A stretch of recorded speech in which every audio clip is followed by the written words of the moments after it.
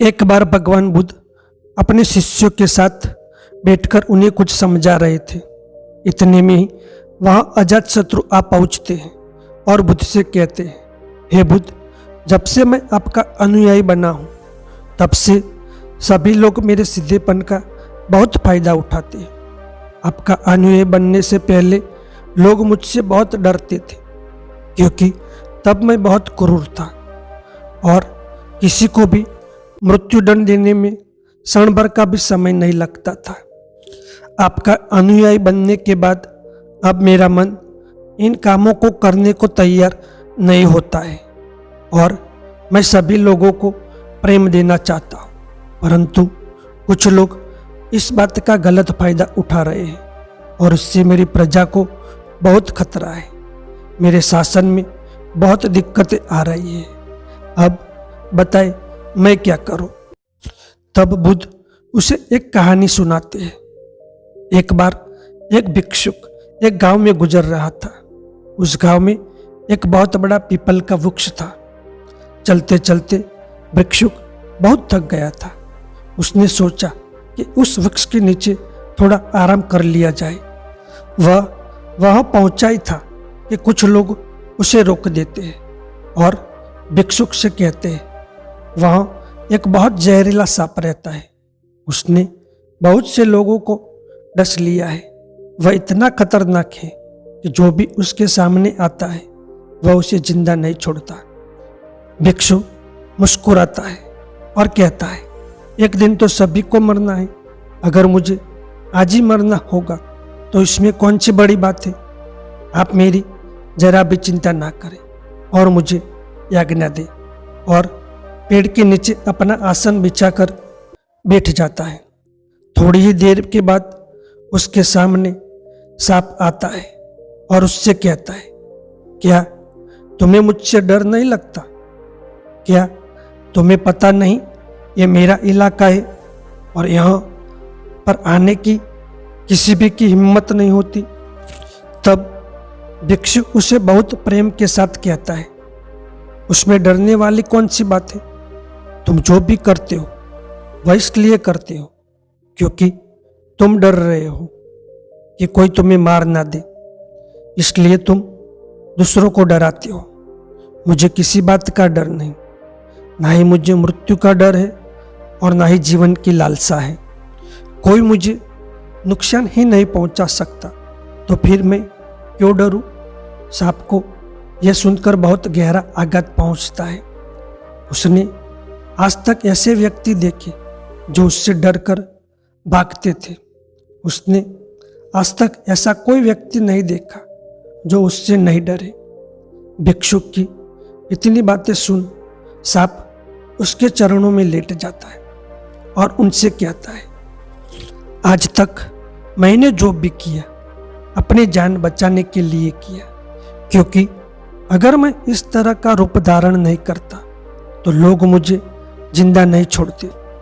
तब भिक्षुक उसे कहता है, तुम एकदम सही कर रहे हो, लेकिन तुम इस मोह से मुक्त होना चाहते हो तो एकदम शांत हो जाओ, प्रेम से भर जाओ और यह जानो कि एक दिन जीवन समाप्त हो ही जाएगा। उसके लिए बुरे कर्म करने की कोई आवश्यकता नहीं है। इतना कहकर वह भिक्षुक वहां से चला जाता है और सांप उस भिक्षुक की सारी बातें अपने दिमाग में बैठा लेता है और वह यह तय करता है कि आज से वह कोई भी गलत काम नहीं करेगा। सांप सभी बुरे कर्मों को छोड़ देता है, लेकिन उसका उस पर उल्टा असर पड़ता है। जो लोग उसे पहले देखकर भागते थे अब उसके सीधेपन का गलत उपयोग करने लगे। अब सब लोग उसे छेड़ते, उसे चोट पहुंचाते और सांप बहुत दुखी रहने लगा।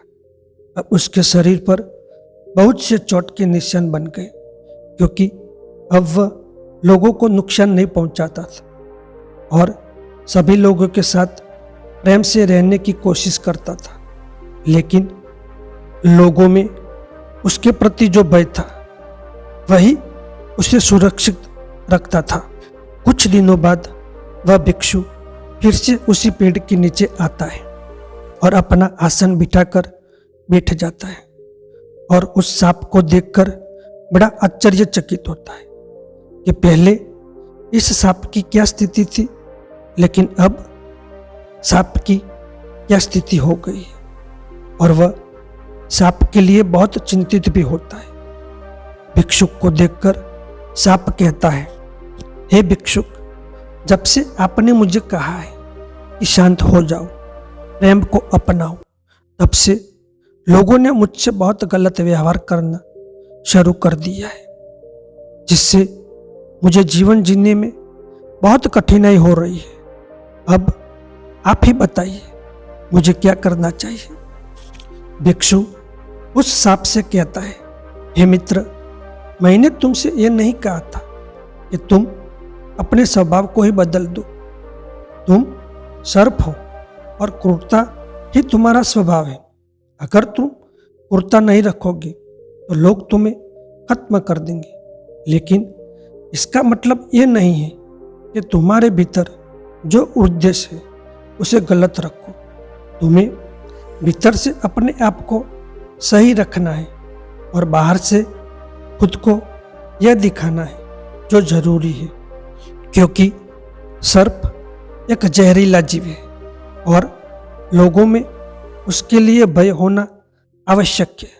अगर लोगों के अंदर तुम्हारे लिए भय नहीं होगा तो लोग तुम्हें हानि पहुंचाएंगे, लेकिन तुम्हें भीतर से अपने आप को सही रखना चाहिए कि तुम्हें किसी को नुकसान नहीं पहुंचाना है, केवल अपना भय बनाए रखना है।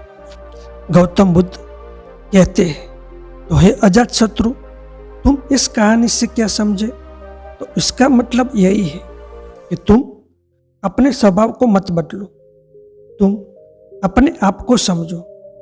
तुम अपने आप को प्रेम पूर्ण पाओगे तो अपने उद्देश्य को अच्छा पाओगे, फिर तुम्हें उससे खुशी मिलेगी, और जब तुम्हें खुशी मिलेगी तो तुम लोगों को खुशी दे सकोगे।